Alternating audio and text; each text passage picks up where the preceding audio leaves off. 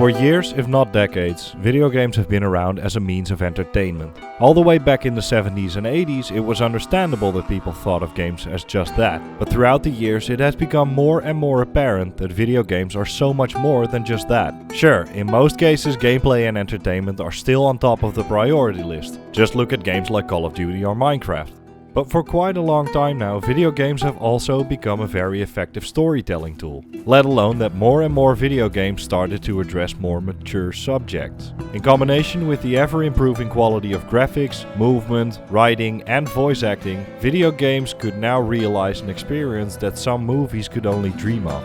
Within an industry that's shifting more and more towards prioritizing sales numbers over delivering a quality product, it's becoming almost rare to see a game not only being playable, but also sweeping you off your feet with its insanely well-written characters, stunning visuals, or incredibly engaging story. But for most people, exactly that happened in 2013, when The Last of Us released. Garnering a huge fanbase, The Last of Us became a staple of what was possible in video games. Not just as far as storytelling goes, but also proving that single-player games still had a place in a world where multiplayer games became increasingly popular. Now, nearly 10 years after its initial release, the franchise built around that game is arguably more popular than ever, with the release of a PS4 remaster, a sequel, the HBO television series, and the game we're mostly going to talk about today, The Last of Us Part 1. Not only giving it a visual upgrade, but also polishing its gameplay and mechanics. But it begs the question, is the popularity of this franchise enough reason to release a game for the third time?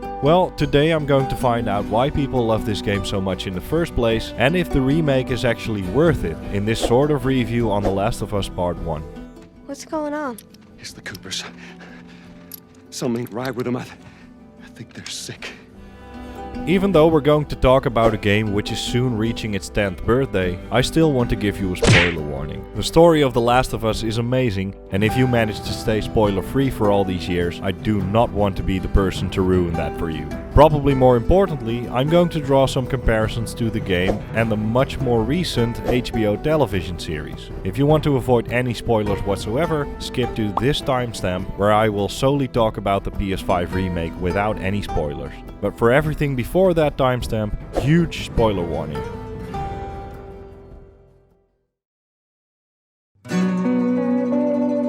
Coming from a developer that was at that point mostly known for a fruit-eating bandicoot and the light-hearted adventures of a treasure hunter, no one really knew what to expect of The Last of Us. In fact, it started out as a side project, where for the first time in the company's history, Naughty Dog's development team split up, with one small team focusing on The Last of Us, while the other would start working on Uncharted 3.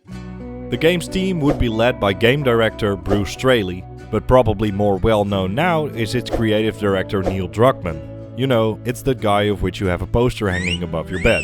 While both Straley's and Druckmann's involvement would make sure that the initial reveal of the game would already be met with a lot of anticipation, on paper it still had every reason to completely flop. I mean, we've had more than enough survival horror games in the past already. Around 2013, the whole zombie apocalypse genre had become as stale as an old sandwich sprinkled with sawdust, and it had already been firmly established that video games could handle more mature subjects. Let alone that if a game promises a gritty and mature story, it only remains to be seen if the writers actually stick the landing. In this case, that story starts with Joel, a deeply troubled main protagonist scarred for life by the events playing out in the prologue. Here we see him and his daughter Sarah just living their everyday lives. Unknowingly to them, a fungal infection rapidly spreads around the world, not just infecting people, but altering their brain chemistry, filling them with an uncontrollable rage. Among the chaos, Joel, Sarah and Joel's brother Tommy manage to get out of town. Yet when being confronted by a soldier, both Joel and Sarah get shot at, which unfortunately results in Sarah's death. Sarah?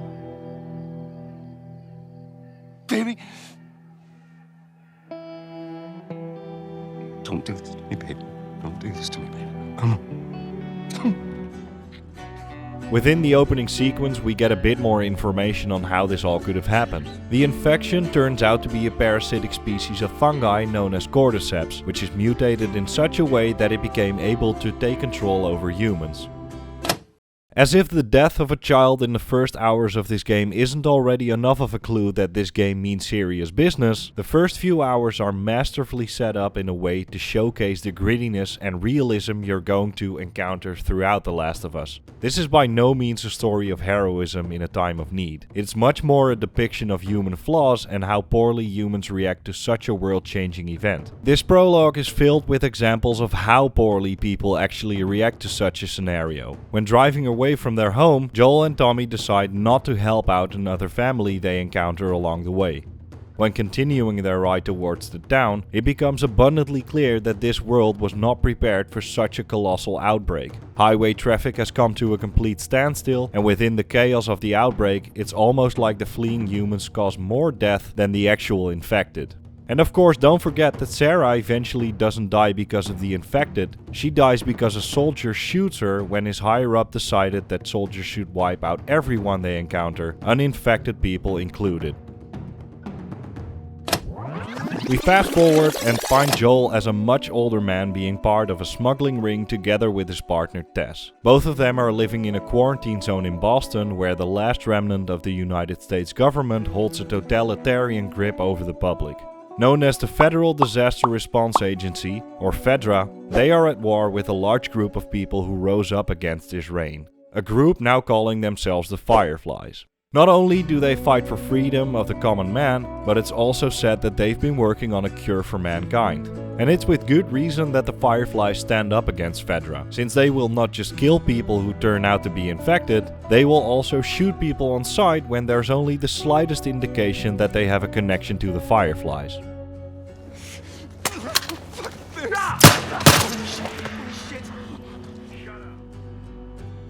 When one of their recent smuggling transactions goes south, Joel and Tess's paths cross with Firefly leader Marlene, who manages to strike a deal with the two about smuggling something across the city. That something actually turns out to be a someone, a 14-year-old girl named Ellie. Why she is so important is not known until a little later, when Joel and Tess find out that Ellie has been bitten by an infected, yet hasn't gotten infected herself. Her immunity might be the answer to a cure for mankind, but in order to find that out, she has to be escorted cross-country to a lab where the Fireflies are trying to find a cure. For Joel and Tess, that means they get the already very challenging task of getting Ellie to a Firefly outpost across the city, where she'll be handed over to the Fireflies. But after the initial task of actually getting out of the quarantine zone, they're pretty quickly met with yet another challenge: the infected.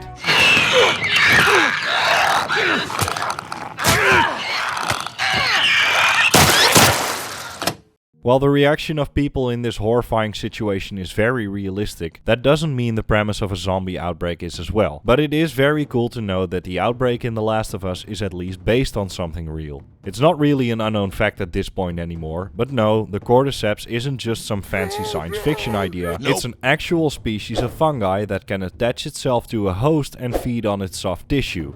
But there's a subspecies of the cordyceps, known as the Ophiocordyceps, which doesn't feed on its host, but rather takes control of its host and changes its behavior into placing itself onto a spot where the fungi can spread its spores more easily. Long story short, zombie insects.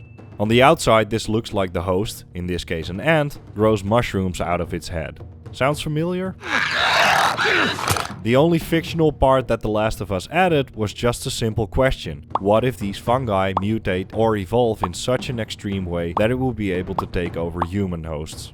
Well, in the game we can see that several places, mostly dark humid places where there's little to no ventilation, have become filled with spores. Just like with real fungi, these are the perfect circumstances to spread. Simply breathing in these spores can cause a human to turn, which is likely how the outbreak was caused in the first place. The first thing that happens is that you turn into what is called a runner. With the least amount of visible infection, these infected still possess a mostly human look, while also being quite agile.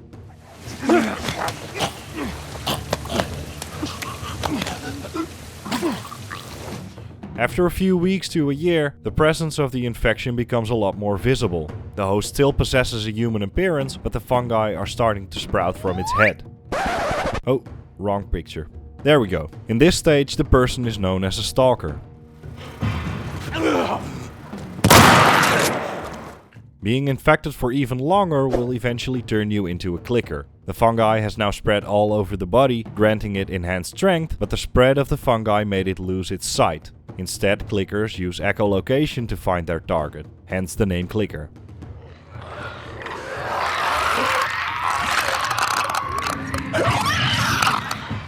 The final stage occurs after several years of infection and is therefore very rare. Known as a bloater, the fungi on its body became so widespread that it makes the host a lot slower, yet it functions as an armor that is able to withstand gunshots. It's also able to throw parts of its body containing spores, which has the same effect as throwing a smoke bomb to an asthma patient.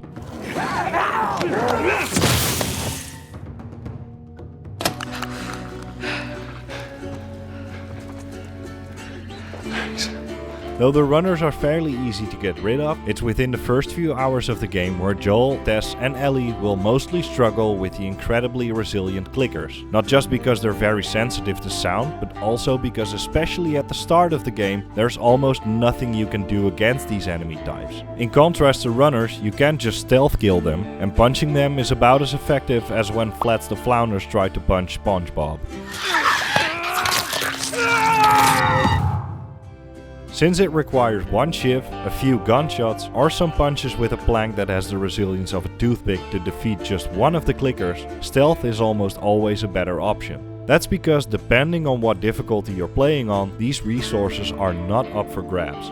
After years of chaos within the world of The Last of Us, pretty much everything is in short supply, which in the game is represented by an attrition and crafting system. You'll have to find everything yourself, from guns to ammo and from health to scraps for upgrades. Though the lower difficulties make it pretty easy to find these resources, in fact it almost makes you think that the people saw the whole outbreak coming and therefore made sure to leave the whole world absolutely scattered with single halves of a scissor and duct tape, but it's the higher difficulties where it really feels like you need to carefully choose what you use in which situation. Clickers will initially only die when you stab them with a shiv, so using a shiv to kill a runner, while you could just choke those out, is a huge waste. When eventually encountering a bloater, you could waste all your ammo on it, but since they are less resilient against fire, it's more useful to craft a Molotov cocktail. But that does mean that the cloth and alcohol you used to make it cannot be used anymore to craft bandages in case you need those. After making their way through an abandoned office complex, the world's scariest museum, and eventually reaching the Firefly meeting point in City Hall, they find out that the Fireflies here have actually been killed. To make matters worse, Tess has been bitten and Fedra is now on their way to apprehend them. With no prospect of a happy ending, Tess sacrifices herself in order to buy Joel and Ellie some time to get away, and Joel decides to hastily continue the journey towards the Fireflies. It's at this point in the story where the actual premise of the game starts shining through. These first hours were all used as a setup to this story, getting to know the world, the characters, the mechanics and the enemies. But this game's main focus actually revolves around the chemistry between its two main characters, Joel and Ellie. Both couldn't possibly be more different from each other. Ever since losing Sarah, Joel has turned into an emotionless, almost stoic old man, completely closing himself off from developing an emotional connection with anyone, since he knows that in this world that will only be taken away from you. Let alone that he is the embodiment of the more negative aspects of this world. As Tessa said before dying, "Guess what? We're shitty people, Joel. It's been that way for a long time. No, we are survivors. This is our chance. It is over, Tess! Joel is not your usual good guy main protagonist. In fact, he's pretty much the opposite. Often cold and distant, he does not want to talk about his past, nor does he feel any remorse for his actions, which leads him to do many things that seem very morally grey. I don't even know what Here's how this thing's gonna play out. You don't bring up Tess. Ever. Matter of fact, we just keep our histories to ourselves. On the other hand, you have Ellie, who despite the world she grew up in and losing everyone that was close to her, is still a rather playful and optimistic young girl, which is much more an embodiment of the hopeful side of this world. Upon meeting Ellie for the first time, there's a childlike innocence around her, which often gives the story some breathing room and more light-hearted moments, as well as just an overarching feeling that everything could actually really turn out okay in the end, albeit with a lot of bad jokes. Okay, we need to lighten the mood. Ready? It doesn't matter how much you push the envelope, it'll still be stationary. But of course the contrast between these two is exactly what makes them not get along at first. Joel lost a positive outlook on life a long time ago, and the sight of a young girl like Ellie probably reminds him even more of what he has lost. While Ellie will keep trying to get through to Joel, asking him about his past, about the things they experienced together, or just about the world around them, most of the time he'll completely ignore Ellie's questions, or just straight up tells her to shut up. It's the idea that Joel might become this father figure for Ellie that hits way too close to home. Not only does this come with more light-hearted moments. Why are these all stuck together? I'm just fucking with you. But also with gut-wrenchingly personal moments. I'm glad I didn't get my head blown off by a goddamn kid. You know what? No. How about, hey, Ellie, I know it wasn't easy, but it was either him or me. Thanks for saving my ass. You got anything like that for me, Joel? A more unique way of how these conversations are implemented in the game are the optional dialogue moments, where the cutscenes are of course mandatory, and in the case of this game unskippable. There are optional moments throughout the game where Ellie or any of the other characters can be interacted with in order to trigger a small bit of dialogue. It's a great way to give players the opportunity to delve deeper into the characters while not constantly taking control away from the player. On top of the fact that both skipping or engaging in these pieces of dialogue can both be seen as very characteristic for Joel. Skipping them will make it feel like he's never going to change his attitude and open up to Ellie. Teamwork. Really? Just gonna leave me hanging? Alright, let's see how it is. While engaging in them will make it feel like he's slowly but surely starting to form a connection with her. Teamwork.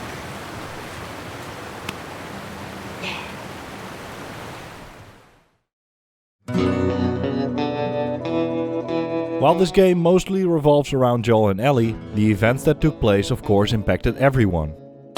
There are several instances in the game where Joel and Ellie encounter characters, locations, or activities that show how people adapted to this world or how it spelled their demise. This is mostly done in the form of environmental storytelling. People who've seen some of my other videos know how much I love it when this is implemented in a good or interesting way. And The Last of Us might be one of the best examples of implementing environmental storytelling. Of course there are your standard video game tropes like readable collectibles, ranging from comic books from before the outbreak to a goodbye letter from a family that didn't see any other way out anymore. But it's also done in the form of locations. Overrun quarantine zones show the inability of the pre-outbreak government to contain the situation, while warning signs on houses imply the way some people adapted to this world, settled somewhere, and now try to defend themselves from not only the infected, but also other people.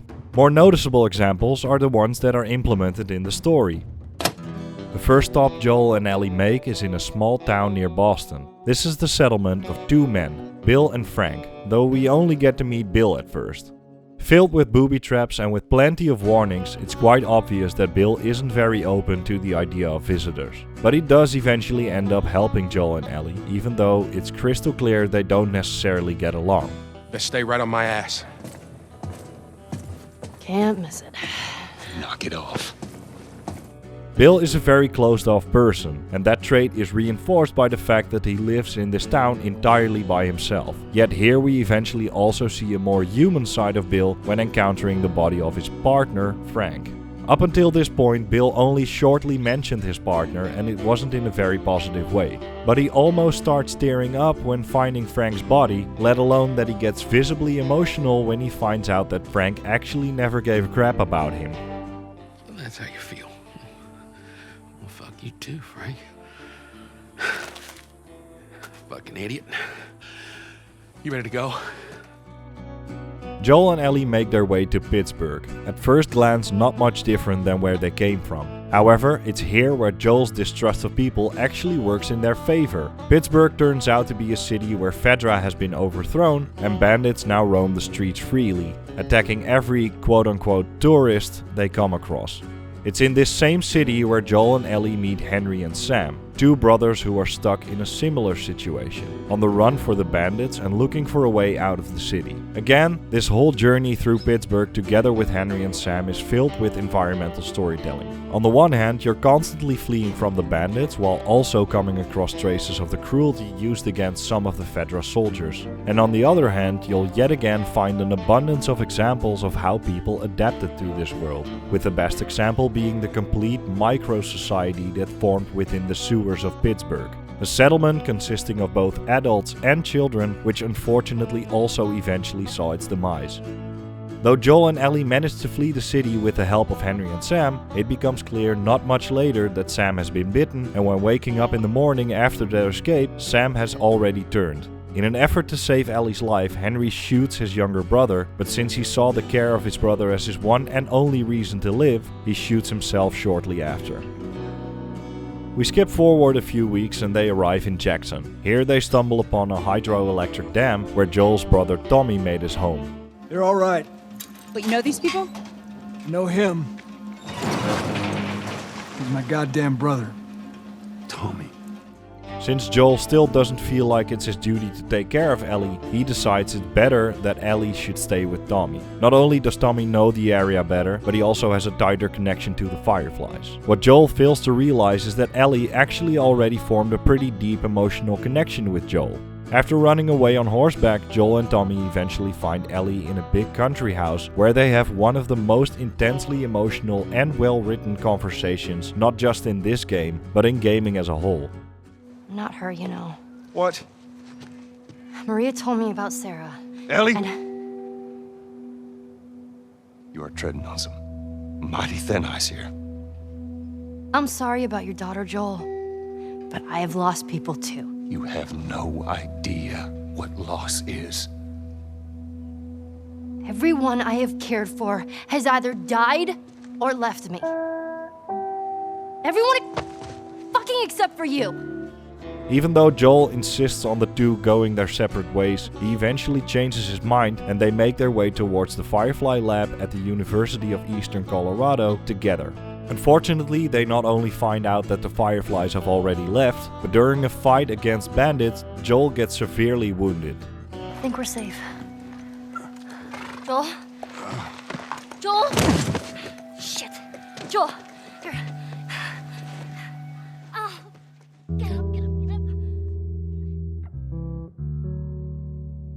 Months go by and Joel's condition still doesn't seem to be improving. Meanwhile, Ellie takes care of the both of them, but one day while hunting she encounters two men by the name of David and James. They initially look to be trustworthy, but it soon becomes clear that they not only are part of the group that attacked them in the university, said group has actually become so desperate for food that they started engaging in cannibalism. Ellie gets captured, but Joel slowly recovers more and more. He eventually finds Ellie, who just managed to overpower David and kill him with a machete, but unfortunately the whole ordeal severely traumatizes her. Ellie! Stop! Stop! Fucking touch me! It's me! It's me! It's me! Look! Look! It's me! He tried to... Oh, baby girl. It's okay. Throughout the past few hours of the game, the player encountered several people, each with different backgrounds and intentions. Though the initial encounters usually start hesitant but friendly, nearly all of them end up worse than how you found them. Probably the most bleak overarching theme in this game is the fact that Joel and Ellie's interference never really seems to make the situation better. Their encounter with Bill sees his settlement being overrun in several spots, and eventually he finds out what happened to Frank and what Frank actually thought of him. They manage to flee Pittsburgh together with Henry and Sam, but just when everything seems to be going right, Sam turns, resulting in the death of both him and Henry. And David and his group are by no means good people, but look at their situation from a wider point of view. Him and his people have been starving to death during one of the hardest winters ever, and while I do not condone cannibalism, desperate times call for desperate measures. And on top of that, Joel and Ellie have a good reason to kill all of these people for their own safety, but that goes the other way around as well. Here are an old guy and a little girl that just killed half of your settlement, probably friends or family members, so they have a very good reason to want them dead. As bleak as it seems, there is an incredible amount of character development happening throughout these sequences. While Joel's behavior stays largely the same, yet very, very slowly growing more fond of Ellie, it's Ellie that changes the most. In many ways, she's becoming more mature with every step she takes and every event she experiences. It's things like the death of Tess, Sam and Henry, the near death of Joel, and the captivity and abuse of David that force her to become an adult very quickly. Yet unfortunately, it also leaves her traumatized around the time the two finally reach Salt Lake City.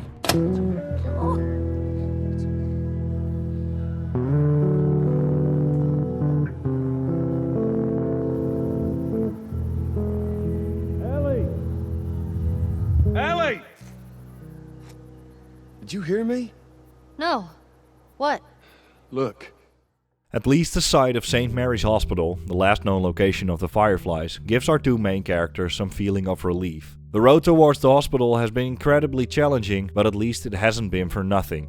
Another boost in morale is the sequence in which the two encounter a herd of giraffe, taking just a moment to catch their breath and finally being able to see that this world, as awful as it may be, still has some beauty in it.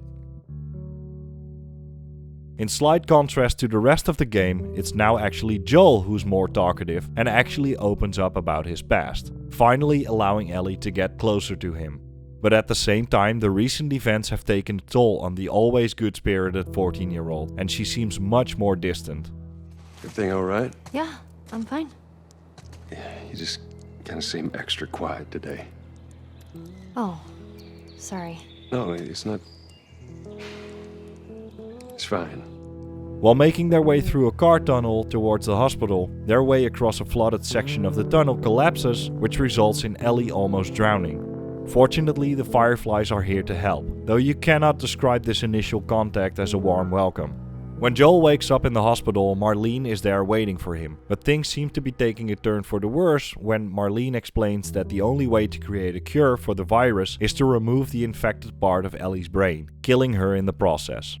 Afraid of losing yet another person he holds dear, Joel aggressively makes his way toward the operating room, killing anyone that stands in his way, including the lead surgeon. He takes Ellie with him, pretty much sealing the fate of humanity, simply because he's unwilling to let Ellie die. Upon fleeing the hospital, he is confronted by Marlene one last time, but Joel made up his mind and is determined to leave with Ellie. Seeing Marlene as a constant threat that will most likely never stop following them in order to create a cure, he shows no mercy towards her. You just come after her.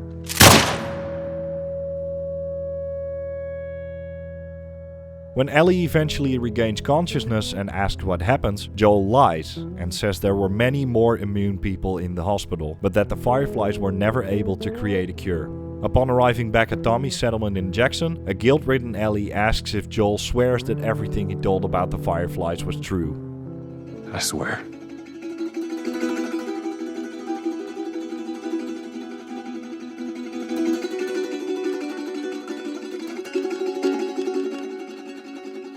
Okay. And so ends one of the most emotionally packed, well-written, well-acted, immersive and engaging stories in video game history. There's a lot of good things to say about the game, but above all is of course Joel and Ellie, the connection between these two characters and the character development they go through. It is incredibly impressive that Naughty Dog was able to make a game with such a global catastrophe as an overarching conflict, yet keep the story so close and personal, which is exactly why one of the most impressive parts of the game is its acting. Props to pretty much the entire cast, but most praise has to be given to the lead actors, Ashley Johnson and Troy Baker. You know, the other two people above your bed. The chemistry between their characters and the conflicts that play out around them are solidified by everything from their performance capture to their dialogue. This incredible acting work is so important for this game that I personally think that the game wouldn't nearly be as impressive as it is right now if they half-assed their performance. And that is with good reason when you have a story that revolves so much around heavy subjects like morality and the way humans handle life-altering events. For a video game, it's not very common to have a main protagonist that might as well have been the antagonist. So much of the choices made in the game are made out of self-interest, and pretty much always comes at the expense of others. Still, Joel's actions are in a very twisted way always justifiable to a certain degree, and in that regard so are the actions of the people that they encounter. In many ways The Last of Us is comparable with something like Game of Thrones, in which good characters sometimes get caught in situations where they are forced to do bad things, as well as that the bad characters often have redeemable qualities. Someone like Ellie has to kill people in order to defend both herself and Joel. And Joel is pretty self-centered throughout the story, but eventually he'll do anything to keep Ellie safe. And I do mean anything, since he pretty much sealed the faith of humanity by saving Ellie, showing how much he cares about her, but at the same time lying to her. But even when the story is centered around Joel and Ellie, you still get to experience a lot of the world around them and the stories of the other people that live in it, or used to live in it. The characters you encounter, the environmental storytelling, optional dialogue, letters, diary entries, written messages on buildings, all these things contribute to shaping a story as to how the outbreak happened, how people adapted, or how people met their early demise. In this aspect, there are, however, just a few downsides I can think of, and this mostly comes down to the benefit of hindsight provided by the recently released HBO television adaptation of The Last of Us. It might sound incredibly ironic, but the areas in the game where people actually are still alive seem incredibly lifeless in comparison to the television series. Think of the quarantine zone in Boston, which is filled with people, while also showing you a lot of everyday life chores throughout just one episode. In comparison, the starting area in the video game is almost empty, showing you just a small portion of everyday life before progressing the story already. But everything has its good and bad sides. I still think that the build-up in the game's story is a lot better. It often feels as if the TV adaptation is rushing through Joel and Ellie's story, whereas the game really takes its time with these aspects. But this is sort of a double-edged sword, because the series most likely does this in order to create more room for developing other characters in the world. In some ways, it's an absolute shame we don't get to see more of pre-outbreak America in the game. Let alone that Bill and Frank's relationship is described in just a few lines of dialogue instead of one entire, heartfelt and emotional episode. Just think of how cool it would be to see more of Sam and Henry's life in Pittsburgh. Just that bit of extra character development and world building in order to make this world feel even more alive and believable. But gameplay wise, it's incredibly logical that the game doesn't stray away from Joel and Ellie all the time. Just try to imagine how convoluted gameplay would become if the player plays as Joel for a few hours, only to suddenly change to Bill in order to create a sequence where you get some more character development of him. And then sometime after that you're in Pittsburgh playing as Henry and Sam. In short, the more focused story centered around Joel and Ellie is present in the video game, but the broader story focusing on all of the world and more of its characters is represented in the television series. Win-win, though the video game doesn't have Pedro Pascal, so...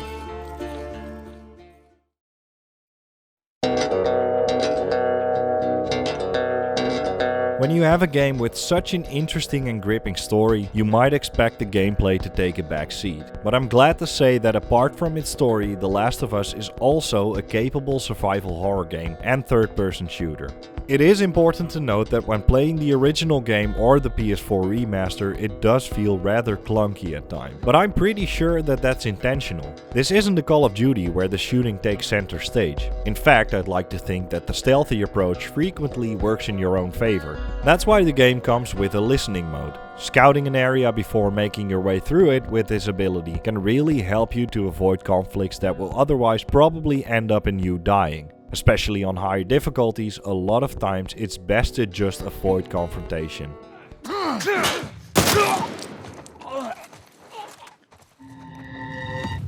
But in the end, it's all up to the player what sort of playstyle he or she is going to use. And that's where the skills and upgrades come in. Getting better at aiming, doing more damage, having more ammo, they're all unlockable skills and upgrades the player can choose on its own accord. All upgrades and skills are usable after finding enough resources in the world, and I really like the fact that thoroughly searching through every corner of the game is encouraged because of this. The more resources you'll find, the more it helps to become better prepared for situations further down the line. Whether this means that you'll fully upgrade your weapons, gain more health or increase your hearing ability, It all has its own benefits. Are you a run and gun sort of person? Then upgrade your health and close quarter weapons. But do you prefer stealth? Then upgrading your shivs, bow and arrow and hearing ability is much more useful. So are there actually any bad things to say about this game?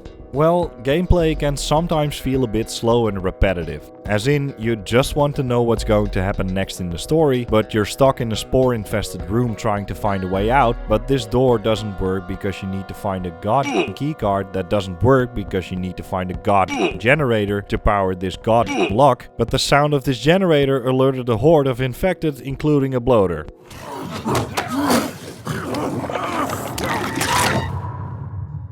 Or something like you just made your way towards a hotel and now you have to make your way through the hotel, but it's quite big, so you spend half an hour here, mostly because the enemies keep spawning at random positions, so you can't anticipate them because sometimes they just suddenly spawn behind you.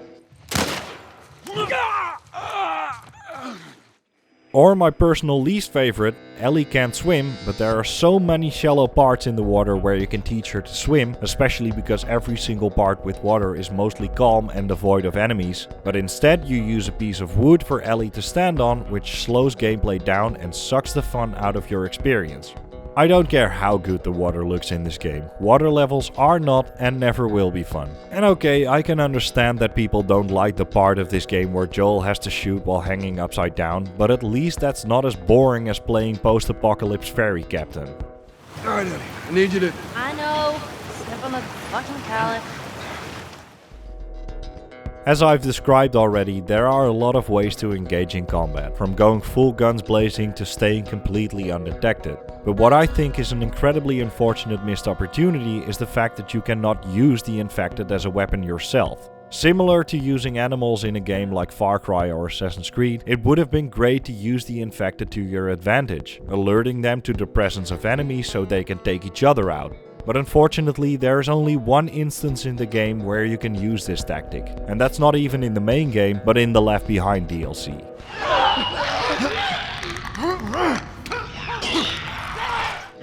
So, while gameplay is well enough to be enjoyable, it's not like it's so engaging or so much fun that I'm like, yeah, I really want to replay The Last of Us for its gameplay. The story always takes center stage, and after playing through it once, is there really any reason to play it again?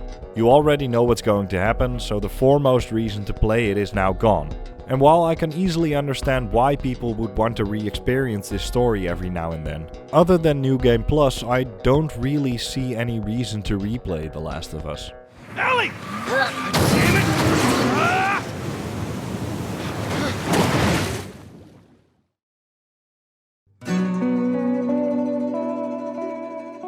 Which brings us to The Last of Us Part 1, the PS5 remake that came out nearly a decade after the initial release on the PS3. On the surface you might think, of course The Last of Us gets a remake. It's an absolute gem of a game and it deserves to be enjoyed by a new generation. And to that I say, you're absolutely right, but it's also ridiculous. I'll explain that later on in the video, let's just focus on the good aspects for now. According to Naughty Dog, the entire game has been rebuilt from the ground up, using the engine of The Last of Us 2 as a base. This means both the graphics and the gameplay have been updated. It also means that the game looks very good.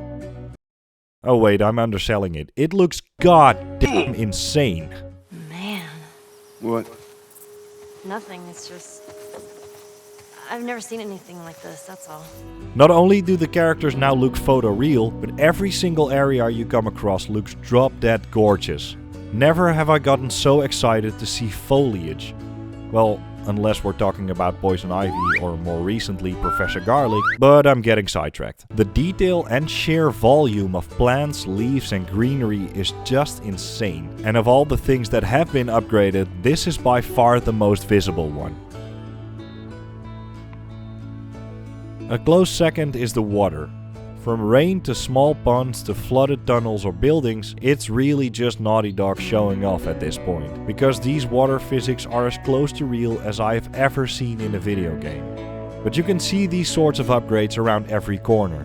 Both the interiors and exteriors of houses look a lot better, lighting has been improved massively, the models of the infected look substantially more terrifying and disgusting, Hell, this is not a video game, this is just ripped footage from National Geographic. One visual upgrade that, in my opinion, enhances the experience as a whole is the gore effect.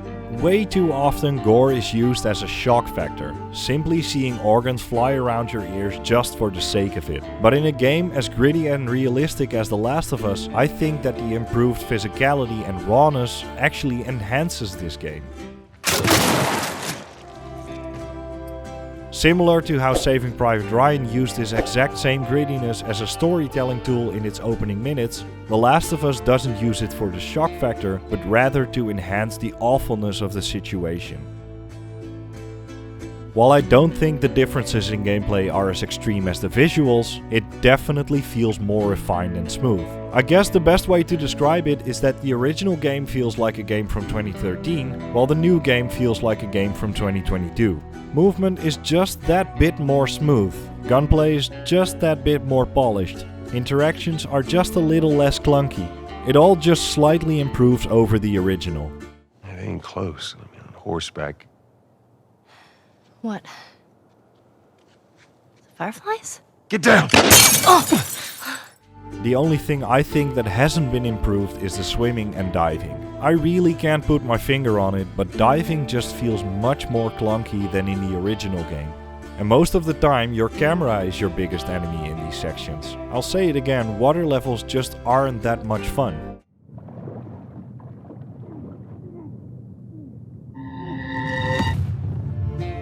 Apart from the several improvements, the remake didn't really add a lot of new stuff. The visual upgrades and improved gameplay elements are the most apparent, but the story is still the same and sequences still play out in the exact same way. But there are some new things added, however. The first one becomes apparent right at the start of the game. Before playing, the game now lets you choose a plethora of playability options. It starts off with your usual things like inverted controls, a darkness slider and subtitles, but this game has so many options in order to make sure everyone can play it. Most of them come down to visibility options for people who can't read small text, for colorblind people, and even for people who are completely blind. Honestly, I can't think of any reason why this would be considered a bad thing. It gives more people the ability to play games, which is always welcome. But there are more things added. Though not nearly as game-changing, there are very welcome details I personally really enjoy. Things like Joel and Ellie now actually picking up individual resources instead of mindlessly reaching in front of them. Or my personal favorite, dozens of newly introduced animations for upgrading your weapons at a workbench. Few things in life give me so much joy as watching your weapon actually change when installing an upgrade. And as icing on the cake, the toolboxes you'll find throughout the game in order to reach a new gear level, Joel now actually uses these tools to upgrade the weapons. I know, it adds nothing to the game, but I just really love it. I also really appreciate that the extras menu is filled to the brim with interesting extras for those who are into that kind of stuff. Highly detailed character models you can take a look at, concept art of both the original game and the remake, a feature-length documentary about the development of the game, a few podcasts you can listen to in which the makers talk about the game. They're all just pretty cool additions. Last but not least, a PS5 remake of course means that it comes with the benefits of this console. Most notably the adaptive trigger support. Yet again, this is by no means a necessary addition. I personally just think that it's a really cool feature rather than just a gimmick. When pulling a bow, the right trigger is noticeably heavier to push than when shooting a gun. When shooting a shotgun, you can feel the feedback of the shot. It only begs the question that if you have this highly advanced controller, then why do audio recorders no longer play on the microphone in the controller? Not by any means game breaking either, it's just a shame that they changed it. And I'm going to sound incredibly nitpicky right now, but there are some more changes that I don't really understand. Things like the Bradley tanks all changing into Abrams tanks. The safe cracking now actually involving, well, safe cracking instead of them opening automatically after finding the code. Things like the generator quote-unquote minigame kind of changing. Or like how this dumpster is now a different color. Why? What's the benefit of all that? Alright, not what I had in mind, but it'll do.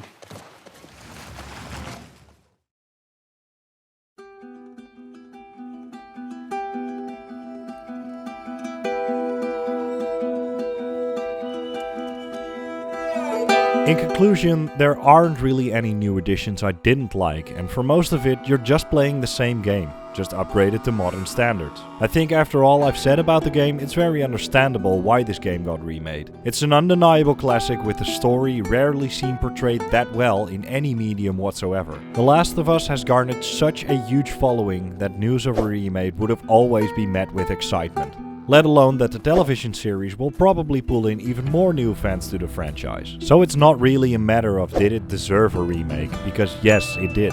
But did it really need one? I've talked about how the original game is really starting to show its age by now. But don't forget that this game has already been re-released as a remaster for the PS4. And even though this version of the game is also already nearing its 8th birthday, it's still a very capable rendition of The Last of Us. Don't get me wrong, just because a game is starting to show its age, it's by no means unplayable. Let alone that this remaster still looks incredibly gorgeous, as well as being compatible for both the PS4 and PS5. So let's just compare them alongside each other.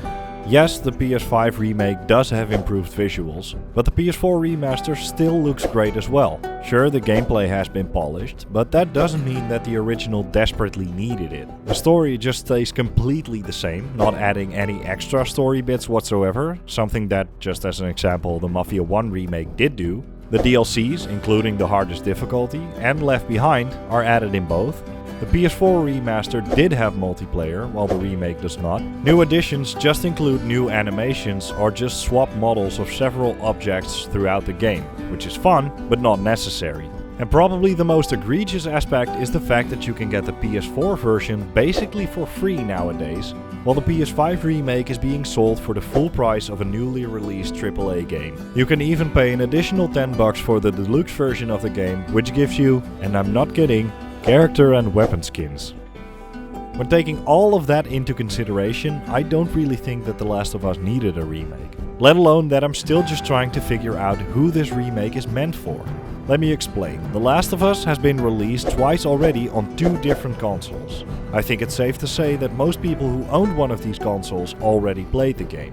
And with the chip shortage and subsequent rocky launch of the PS5, it's also safe to say that people who own a PS5 right now are most likely people who've been with the Sony console family for a long time now. So, who is supposed to buy this full-priced game? The huge amount of people who will undoubtedly have played it already? The very small amount of people who haven't actually played it but do own a PS5?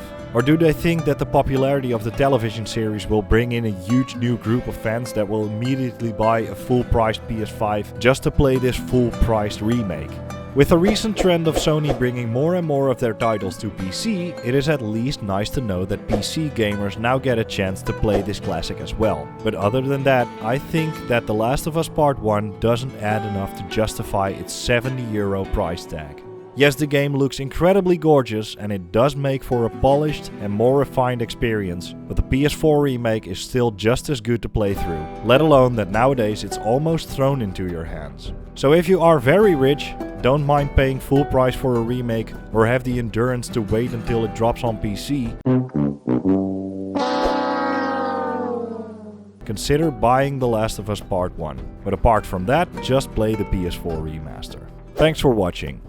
I know this has been quite a long video, but for a game like The Last of Us, I didn't want to half-ass it. So for the people who are still watching, thanks a lot, I really appreciate it. Let me know in the comments what you think of The Last of Us, the remake, the television series, just anything. I'm curious to see what other people think about it. And of course, if you liked the video, give it a thumbs up or subscribe to my channel. But for now, I just hope to see you in the next video.